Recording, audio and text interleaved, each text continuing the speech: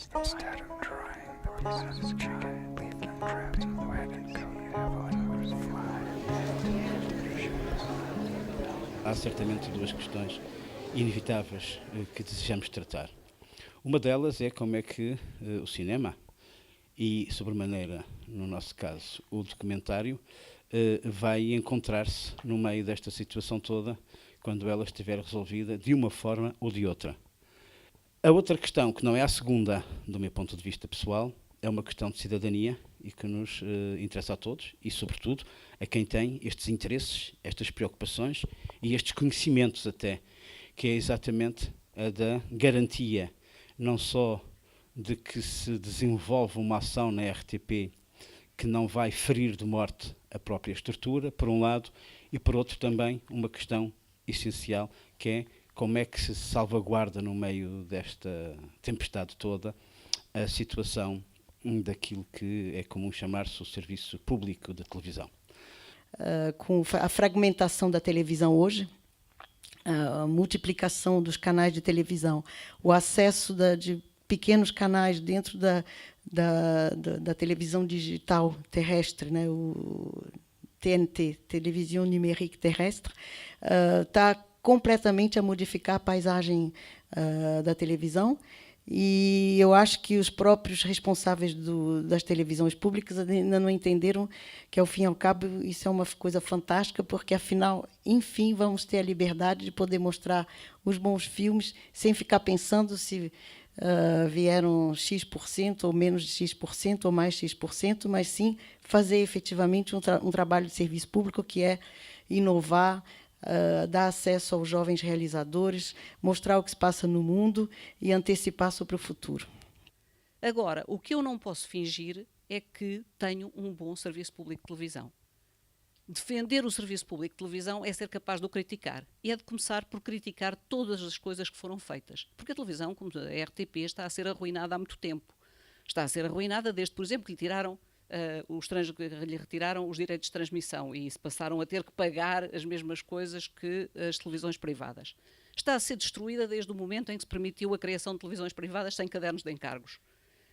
Quando me vêm dizer que é muito bom o pluralismo, eu digo, pois é, mas a BBC teve o cuidado de subir a qualidade antes de entrarem em vigor as televisões privadas. Acho que há imensas coisas a fazer. Eu acho que a televisão é a coisa mais preciosa que um Estado tem. Mas como este Estado está disposto a ficar sem Agência Noticiosa Nacional, sem a TAP, sem eletricidade, sem não sei o quê, está disposto a ficar sem nada, se calhar também não precisa da RTP, a não ser para a sua propaganda, e para isso bastam poucos. É evidente que uma privatização ou a concessão a privados da RTP lesaria gravemente o interesse, a qualidade, a diversidade da RTP. Também é falso a questão do custo. Sobretudo, eu, como cidadão, lamento que haja titulares de órgãos de soberania, pessoas com responsabilidade na governação, que tenham o descaramento de, em público, dizerem coisas como a RTP custa mais de 1 milhão de euros ou custa 1 milhão de euros por dia. A RTP tem um custo estimado em cerca de 230 milhões de euros por ano, numa comparação com o PIB dos diferentes países da Europa, num preço por habitante, são dos valores mais baixos que existem a nível do continente europeu. Queria dizer que está ali disponível um documento do DOC Lisboa e da Apordoc, que vamos fazer circular pelos programadores e convidados internacionais que estão no festival, reivindicando o reconhecimento da importância do documentário num verdadeiro serviço público de televisão. A relação, neste caso, entre o etnógrafo e os cineastas é completamente atípica. Conversámos sobre o projeto. Basicamente eu disse que não me interessava filmar casas de imigrantes porque já estava muito farta do assunto tal como ele tinha sido tratado, mas que me interessava pensar nos percursos das pessoas entre as casas. Portanto, o meu ponto de partida foi: estas pessoas estão a ser filmadas porque querem ser filmadas, portanto há uma vontade, e uma vontade que tem a ver com uma vontade de representar alguma coisa, de representarem o que é a vida dos imigrantes. Foi desse ponto de partida que eu parti. Depois do filme montado, eu fiz os primeiros textos que tinham a ver um pouco com o facto da questão da religiosidade aparecer como uma espécie de fio condutor que permitia fazer um pouco, nomeadamente as ligações espaciais, e depois eu escrevia e o João Pedro montava. E eu também queria agradecer esta ideia de editar o livro juntamente com o DVD, porque eu acho que são dois objetos realmente independentes, como a Mena estava a dizer, mas que podem, um ao lado do outro, podem iluminar-se reciprocamente, acho eu.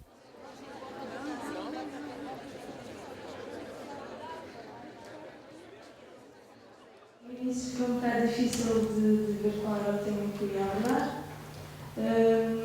Entretanto, eu tenho uma amiga que está a tirar medicina e eu pedi-lhe material para o hospital. Pronto, e quis associar e mostrar, lá está, a parte do nosso corpo humano, através de sons, de coisas que nos façam lembrar, as imagens, e pronto, e foi um bocado muito natural.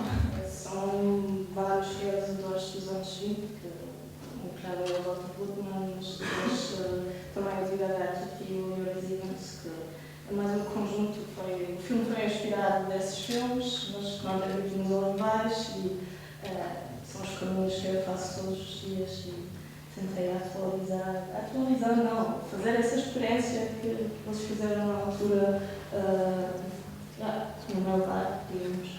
Eu no início tinha uma ideia muito vaga ainda do que é que iria fazer, porque pronto, tinha um prazo final de entrega e isso. Mas entretanto decidi a criar um cenário, chamar os amigos para fazer atrizes. E pronto, pedimos para fazer várias ações simples, arranjei alguns elementos, a boneca, filmei e depois, posteriormente, com este material, defini também as escalas e alguns enquadramentos que tenho feito para encontrar novas coisas dentro das imagens. Pronto, foi nesse processo de experimentação e assim que o filme se foi definido. A ideia inicial do filme surgiu pelo produtor do filme, que realmente focasse no mundo da música, nomeadamente no norte do país, tem envolvido em 2, 3 bandas, e é muito interessante que em Braga há um certo companheirismo entre este tipo de bandas mais de garagem. E chegamos ao contacto do Adolfo, que é uma pessoa que nos admirávamos, e ele nos mostrou-se bastante entusiasmado com a ideia de fazer o filme. Esperamos que para o ano continuamos com os VDs anos, portanto divulguem, mandem filmes, façam filmes e obrigado a todos por terem vindo e até para o ano. Mas quando eu Lisboa, continuam. Obrigado.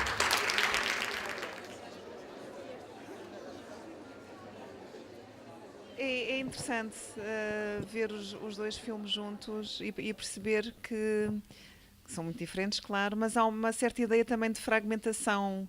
O que eu gostaria inicialmente era ter feito um filme em que se calhar podia fazer uma espécie de uma viagem. Não é? O Rio também tinha um bocado aquela maldição que era o rio mais poluído da Europa. Durante alguns anos disse isso, porque acho que não era verdade. Mas é um rio curto e é um rio que não é navegável. Tem uma série de açudes. Essa fragmentação do rio também me levou a gostar da ideia de fazer um filme fragmentado. Um rio é um pouco como a vida, quer dizer, a vida é super fragmentada, não é? A nossa vida é super fragmentada. E poder ter um lado poético, poder ter um lado de chamar alguma atenção para algumas coisas. E era o desafio também, tratando-se de um filme também com jovens, para mim também foi um bocado arriscar tudo. Não tinha nada a perder, não é? Também não lhes ia ensinar nada, só valia a pena eu filmar se fosse também fazer coisas que nunca fiz. O que eu acho muito interessante no teu filme é quase o devir pintura dos próprios vigilantes do museu.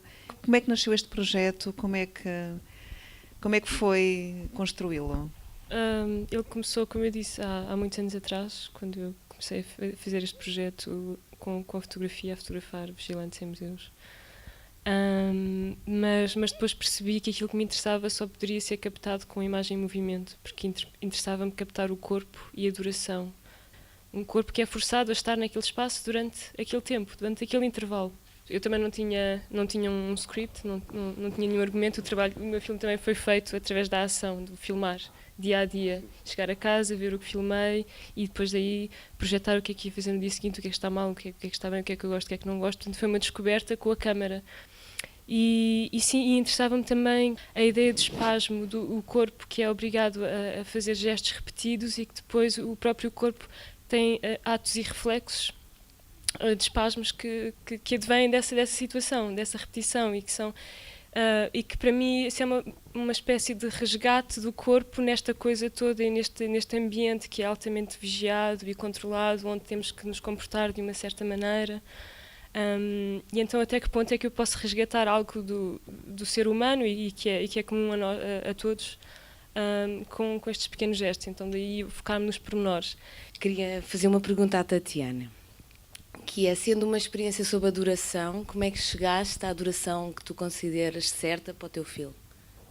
É uma questão quase de intuição, porque a primeira versão tinha cerca de 1h20 e depois fomos cortando também, sentindo qual é o momento em que a nossa atenção se desvia do que é essencial. Mas os 45 minutos finais com que o filme esteve chegámos a esses 45 minutos assim, sentindo cena a cena qual era a duração ideal para aquele momento. In Puerta del Sol, on the place, last years, they tried to build, right here, right now, another society. Of course, when you have a lot of people, sometimes you can have some question of security or something like that. So they create a special commission named Respect. And they think about the way to stop the dysfunctionment, the aggression, the violence, or something like that.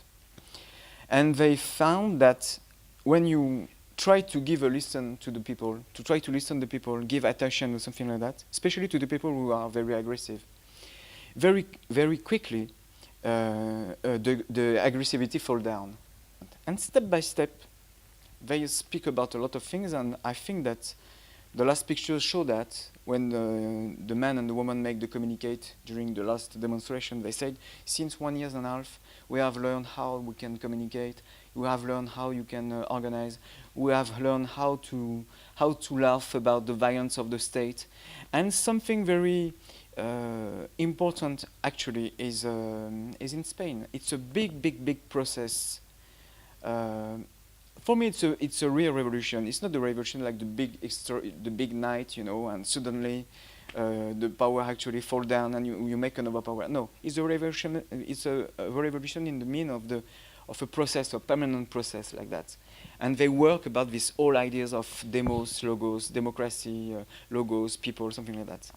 It's, I think, the first very deep revolution in the 21st century in the Occidental society. This kind of philosophy or literary approach, did you plan it before the filming or after the filming? When I use some references, philosophical or literature or something like that, it's, I think, very connected with what you can see actually in Spain.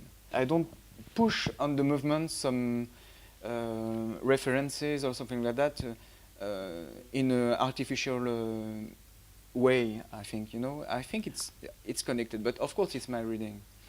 It was interesting to play with the Spanish culture, Lorca, and to connect with some other references, like German references, Walter Benjamin, or an American references, Blake.